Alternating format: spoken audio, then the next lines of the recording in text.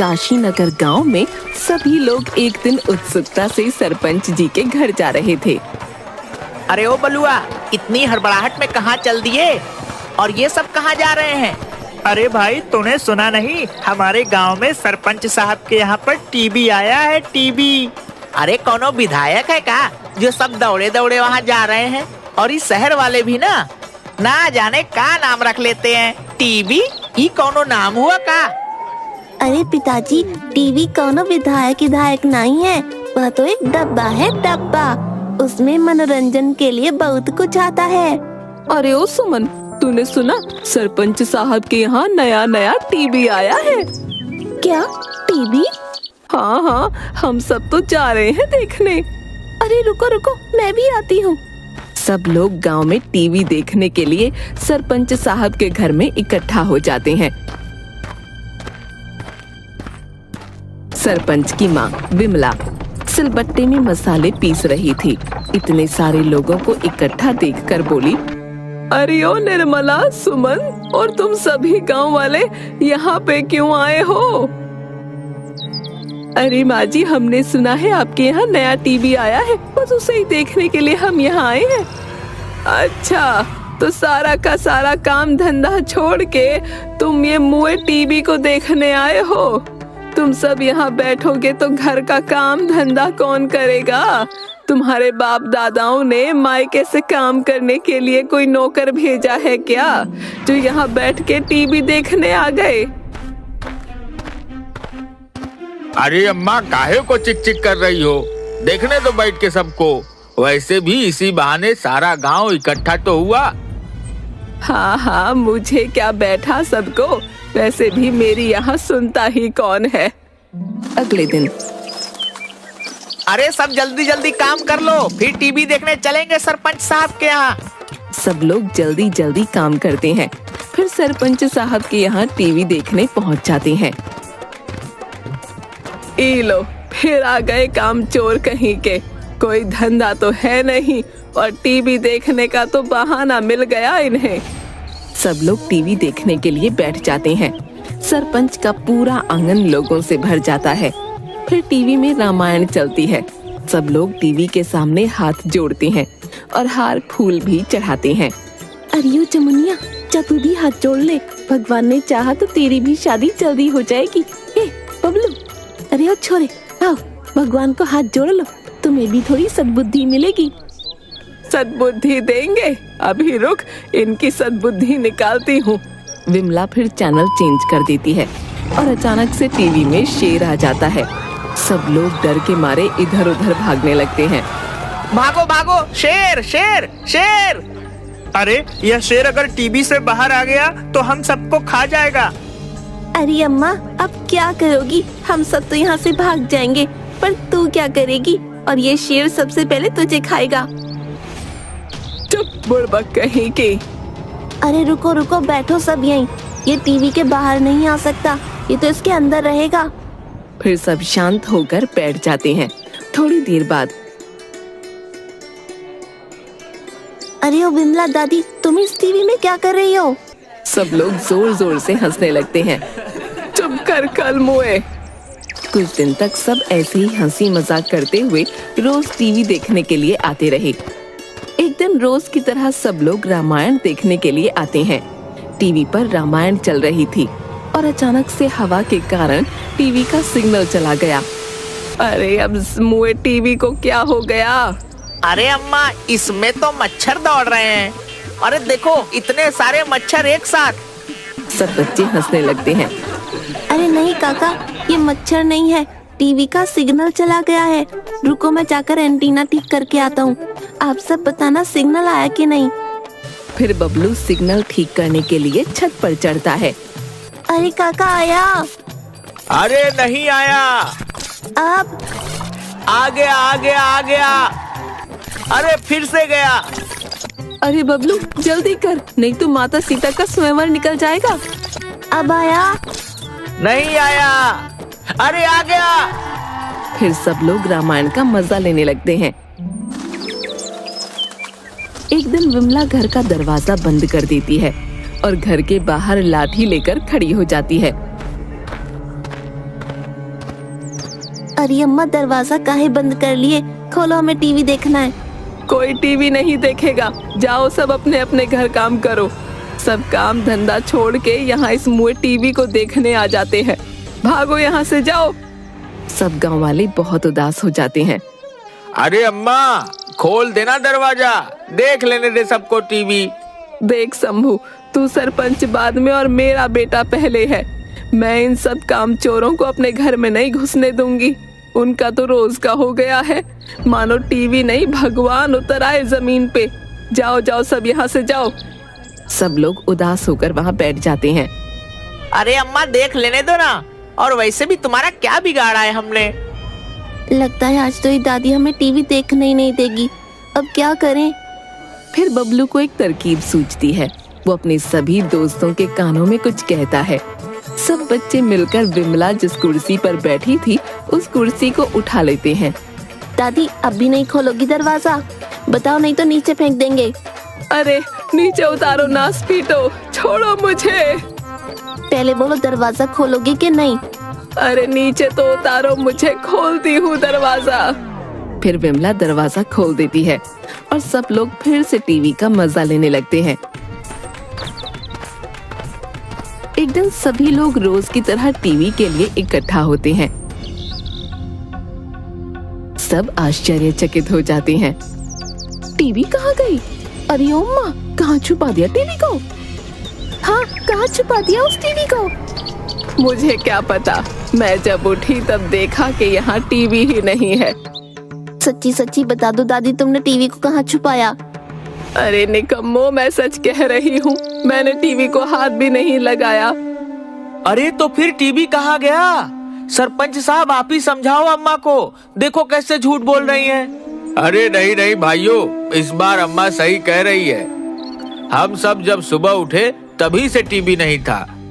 इसका क्या मतलब कि टीवी चोरी हो गया? टीवी चोरी हो गया?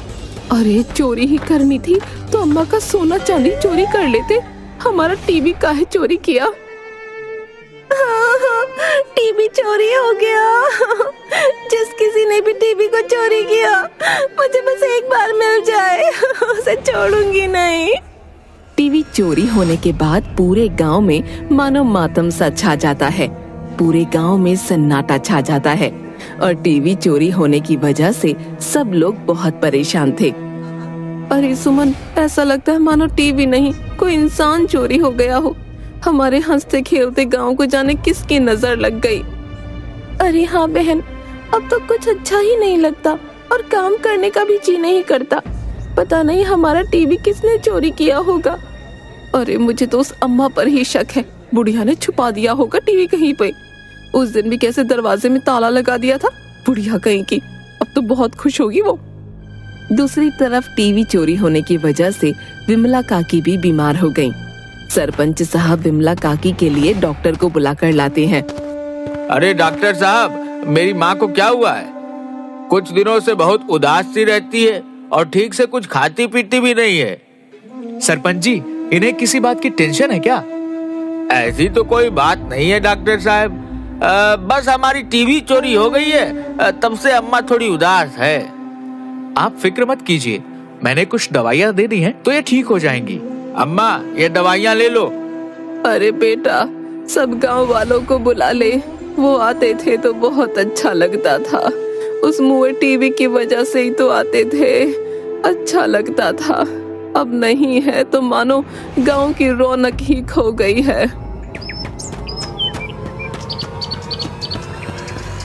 सरपंच साहब, अरे ओ गांव वालों, सुनो सुनो, एक खुशखबरी है। सरपंच और गांव वाले सब इकट्ठा हो जाते हैं। अरे बलुआ, इतना खुश काहे लग रहा है? और ऐसी क्या खुशखबरी लेकर आया है? अरे हमारी टीवी मिल गई। क्या टीवी मिल गई? कहाँ है? कहाँ मिला तुझे? अरे मैं पास के ही गांव में किसी काम से गया था तो उन लोगों ने हमारी टीवी को चुरा लिया और अपने गांव के चौपाल पर लगा दिया उसे। उनकी इतनी हिम्मत कि हमारी टीवी चुराकर गांव के चौपाल पर लगा दिया। अरे पर रुको, ये भी तो हो सकता है ना कि वह उनका खुद का टीवी हो। अरे नहीं नहीं सरपंच साहब, मैंने खुद इस बात की पुष्टि की है। वह हमारा ही टीवी है। आपको याद है एक बार बबलू और इन बच्चों ने टीवी पर कुछ निशान बना दिया था, वैसा ही निशान उस टीवी पर भी है। तो वह टीवी हमारा ही है ना। पास के गांव वालों ने हमारा टीवी चोरी कर लिया। उनकी इतनी हिम्मत कि सरेआम हमारी टीवी को चोरी करके चौपाल पर लगा दिया। चलो भाइयों, हम सब चलकर उनसे अपना टीवी लेकर आते हैं।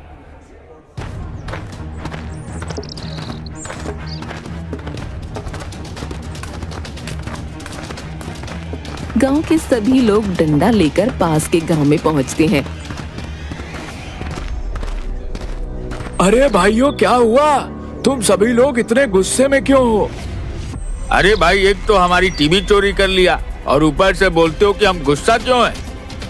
अरे हमने कोई टीवी चोरी नहीं किया है, यह तो हमारे गांव का टीवी है। ये देखो, हमारे गांव के बच्चों ने इस पर निशान बनाया था। यह टीवी हमारे ही गांव का है, हमें वापस चाहिए। अरे नहीं नहीं भाइयों, ये टीवी हमारे गांव का है। आपको कोई गलत फहमी हुई है। इससे सरपंच साहब खुद लेकर आए थे, तो भला सरपंच साहब भला चोरी क्यों करेंगे? वह सब हमें नहीं पता, पर यह हमारे ही गांव का टीवी है। और सरपंच साहब बताओ, कहां से लेकर आए आप इस टीवी को? हाँ हाँ, दिखाओ हमें इसके बिल और दुकान का पता। हमारे सरपंच साहब तो सब लेकर आए थे। सुरेश, दिखाओ हमें इस टीवी का सबूत। कहाँ से लाए इसे तुम? अरे भाई, ये क्या बात हुई? और भला मैं क्यों तुम्हारे गांव का टीवी चोरी करने आऊंगा? हाँ हाँ, सरपंच साहब के यहाँ कोई पैसों की कमी है क्या? जाओ यहाँ से, तुम्हें कोई गलत फहमी हुई होगी। जाओ, भागो यहाँ से।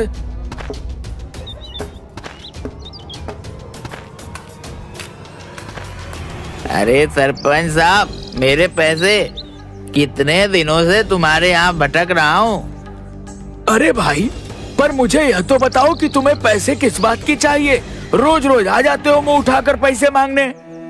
अरे याद करो, तुमने मुझे ये टीवी चुराने के लिए कहा था और कहा था कि अगर मैं ये टीवी चुरा लूंगा तो तुम मुझे 1 हफ्ते की शराब के पैसे दोगे, पर अभी तक तो 1 रुपया भी नहीं दिया।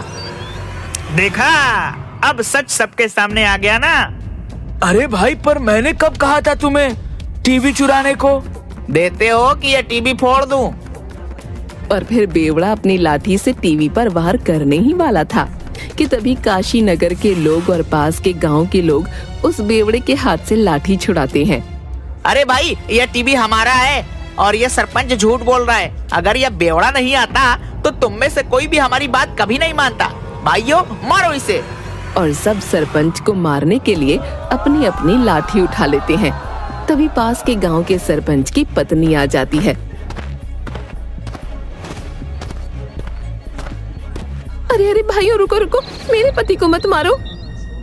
अरे भाभी जी, हटो सामने से। तुम्हारे पति ने काम ही ऐसा किया है, ऐसे कैसे छोड़ दे इन्हें? इसने हमारे गांव की रौनक छीन ली। इसी की वजह से हमारी बूढ़ी अम्मा बीमार हैं और तुम कहती हो इसे छोड़ दें? अरे भाइयों, मैं तुम्हारे सामने हाथ जोड़ती हूँ, मैं इनकी तरफ से माफी मांगती हूँ। वो बात कुछ ऐसी है कि इन्हें भूलने की बीमारी है। इन्हें याद ही नहीं रहता कि ये क्या कर रहे हैं। अरे ओ देवी जी, कौन सा पति? किसका पति? कौन हो तुम? और मेरी तरफदारी क्यों कर रही हो? और वैसे भी मैंने किसी का टीवी नहीं चुराया है। हटो यहाँ से। हे भगवान, तुम चलो घर, तुम्हें बताती हूँ मैं। अब तो आप सबको यकीन हो गया ना। सब लोग जोर जोर से हंसने लगते हैं।